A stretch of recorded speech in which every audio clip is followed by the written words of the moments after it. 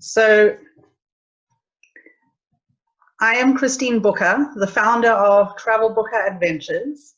And what makes me unique is that I have been to the Canadian Arctic on numerous occasions, once by boat and twice on land. And apart from my native Africa, it is my favorite destination in the world. It has so much to offer. It is so grandiose. And being passionate about wildlife and conservation, as well as responsible and sustainable tourism, ecotourism, it's just a destination not to be missed for any nature lover. I am a safari specialist, and I design, and I have for the last 40 years designed unique excursions and journeys for people who bring home the most amazing memories. And as you can see from the various certificates over here, I have attended travel conferences all over the world where I was able to connect with industry leaders and conservationists from all walks. I've also been featured in the National Geographic. The best part of my working day is when clients come home from their trip and they tell me what they've experienced and how they've enjoyed their trip. Like Susan, who has booked 3 times with me and has now become a friend of mine. She just loves the trips that I booked for her. Both these ladies are online. Thank you so much for this lovely review. Wow, wow, wow, they say. It just makes my day. I'm also a bit of a birder, although I'm terrible with bird names, but I love birds. And so I exhibited at the Ornithology Congress here in Vancouver and met some wonderful people there and was able to do a trip for them. And then, of course, I also arrange journeys into the Galapagos, and these people came back and said that they had the trip of a lifetime. Let's switch gears. Let's switch gears to Churchill in Manitoba. So this is an Inukshuk. It is the traditional directional marker of the Inuit people. And again, I am stuck, sorry. I don't quite know what this is.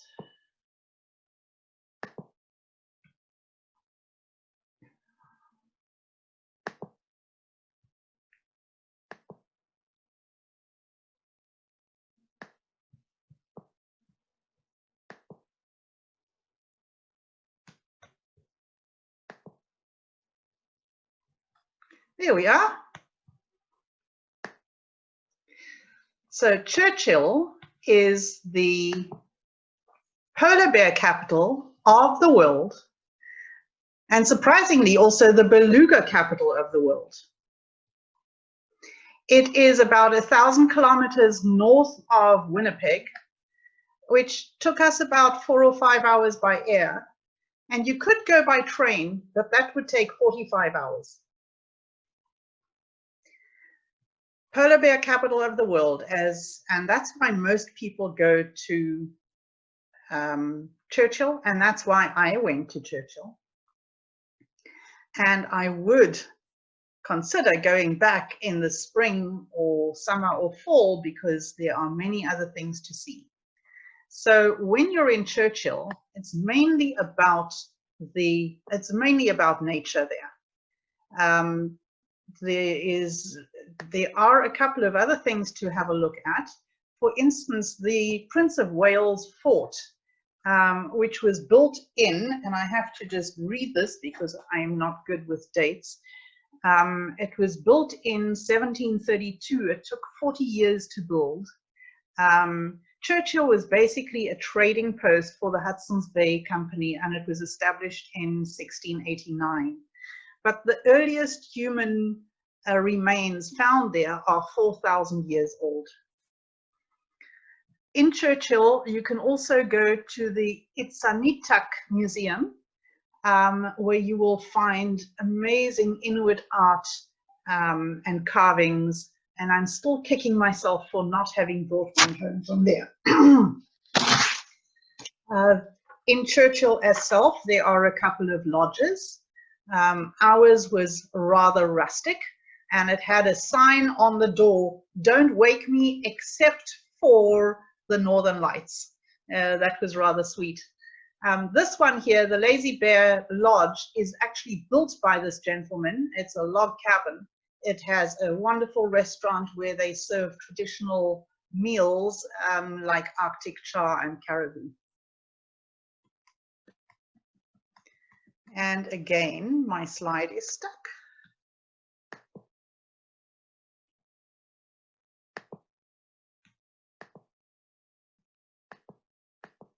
So I think what I'm going to do, instead of trying the same thing over and over again, expecting a different result, I will simply go this way and we won't have the full screen. Sure, that works fine. So the main thing to do in Churchill, or the main time to go there if you're looking for polar bears, would be in October, November, because the polar bears migrate from inland to the coast, just waiting for a storm to bring in the sea ice so that they can go out and hunt seals. They've spent all summer on land and are now chomping at the bit to get out there and to go and hunt because they are hungry. To see the polar bears, one travels in these tundra buggies. They are huge and quite high off the ground. As you can see at the back here, I don't know if you can see my pointer now, I don't have the laser anymore. There is an open area at the back of the tundra buggy where you can be outside, but mostly one would be inside because it's pretty cold. Like I said, it was -40 plus wind chill. I've never been so cold in my life before, but it was quite an experience. Unfortunately, when we got there, they had a storm a couple of days before, which had brought in the sea ice and taken out all the polar bears. So we did see, they told us that dot over there on the horizon was a polar bear, but even with the strongest binoculars, I still didn't believe them. Some people, though, are lucky, and this is what they could see. That's one of the reasons you're in a buggy, in a tundra buggy, which is high off the ground, so that these guys can't clamber in and have you for lunch. An interesting fact about Churchill is that the unspoken law is that you're not allowed to lock your motor cars there. Because when a polar bear does stroll into town, and they tend to do that as they are waiting on the coastline to get back out to sea, when a polar bear comes into town and finds you wandering around there at night, you need to be able to escape. So if there's a car around, you just hop into that car and lock the doors. Now, this polar bear that might have walked into town is then going to be captured, and instead of them putting them down, they put them into this holding facility, or a polar bear jail, as it's also known. The polar bears are locked up there for 30 days without food in a dark place, so that they realize that coming into town is not going to be a picnic, and that they hopefully learn their lesson and don't come back again. After the 30 days, they are released back into the wilderness, hopefully never to be seen again. Another interesting thing to do in Churchill would be to go dog sledding. There is a character over there, he's called Dan. He's also got Dan's Diner. People fly into Dan's Diner just to see the Northern Lights and to go onto one of these dog sled runs. And if you remember at the beginning of my presentation, I actually got a certificate. He's got a great sense of humor. And instead of doing the I did a rod, I did a mile is my certificate. I did a mile on a dog sled. And that was wonderful. The sunsets that you see over there are out of this world. The scenery is just beautiful. And then at night, if it's clear, you see those northern lights. They are absolutely stunning. I couldn't believe. So in this little hotel that we were staying in, as I said, there was a sign on the door, "Wake me for the northern lights." And by goodness, there was a knock on the door, and out we went off to some, I don't know, somewhere in the middle of nowhere, and they started dancing. These northern lights just dance across the sky. It doesn't matter how cold you are, you're just mesmerized by this spectacle. It is really worth going to see the northern lights. Now, the best place to see the northern lights in the world is actually Yellowknife, where they almost guarantee you seeing the northern lights. Churchill, not so much, because they often have inclement weather. But the most interesting place to see the northern lights would be Whitehorse, because in Whitehorse you can also do other things like ice fishing or dog sledding, or I've written them down here. Anyway, so there's a lot of things to do in Whitehorse that isn't really on offer in Yellowknife. So if you just want to go for the northern lights, Whitehorse would be the place to go. And then Churchill, of course, is not only for polar bears. These are pictures that Kelty lent me, thank you very much, of what I call the Parmesan, or actually it's called the help me out here, Cameron, Kelty. The name of this bird. Say again? Yeah, it's a ptarmigan. Yeah, a ptarmigan. Of course, it's a ptarmigan. And he's going between seasons right now, so that's why he has still a little bit of brown feathers. So he's just going into his winter. And you took these photographs in October, right? Yes. Yeah, middle of October. So you can see the difference in season. I went at the beginning of November, and all I saw was snow and ice, and you still had open ground there. So really every year is different, and it depends on when you go.